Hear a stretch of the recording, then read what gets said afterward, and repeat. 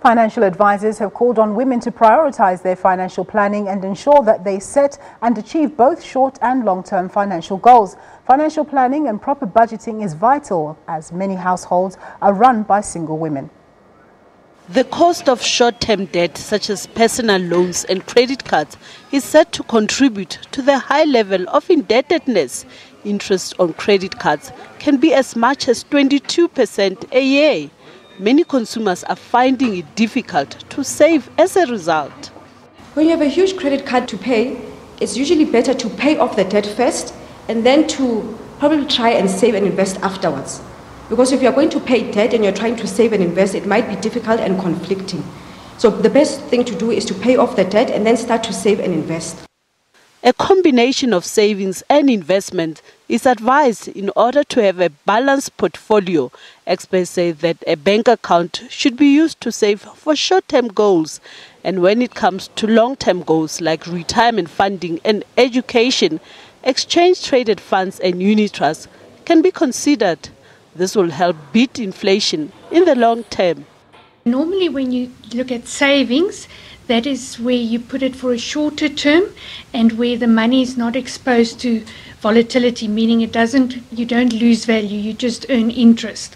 Whereas when we're looking at investing, we normally look at a longer term time frame and your money is exposed to market movements going up and down. But over the long term, you would want to get capital growth. Experts also suggest an emergency fund equivalent to 6 months' salary. This will eliminate the use of credit in emergencies. Paying off a home loan quicker will reduce the amount of interest. The same principle applies to motor vehicle finance. An emergency fund is very, very important simply because what happens if a funeral arises, or let's say you have a car breakdown, or you have shortage of cash and you can't pay school fees for your child this month. Where are you going to get that money? You can't go and borrow it from your neighbor or from your mashonisa. You could go, but it's not really ideal. Many consumers are cash-strapped because of the so-called black tax or family tax. And experts advise being upfront about a financial problem rather than resorting to credit.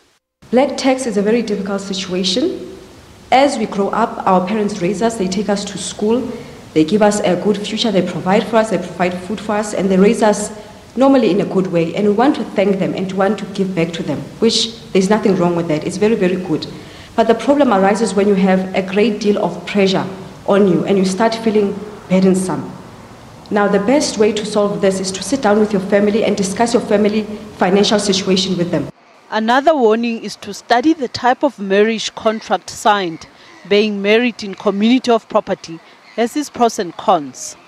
If you get married in community of property, that means you share profit and loss. So if your spouse goes and gets big debts, you will be responsible for those debts. And you can't say, but I've worked hard, I've saved my money, I'm not going to pay his debt. The law says you're responsible for the debt and for the profit. The other important thing to bear in mind when looking at in community of property is that you are responsible for insolvency. So you might lose assets if your spouse becomes insolvent. Experts agree that with proper discipline and financial planning, women can achieve the financial freedom they desire, and that this can be achieved by setting up a budget and sticking to it. Naledi Matlapeng, SABC News, Johannesburg.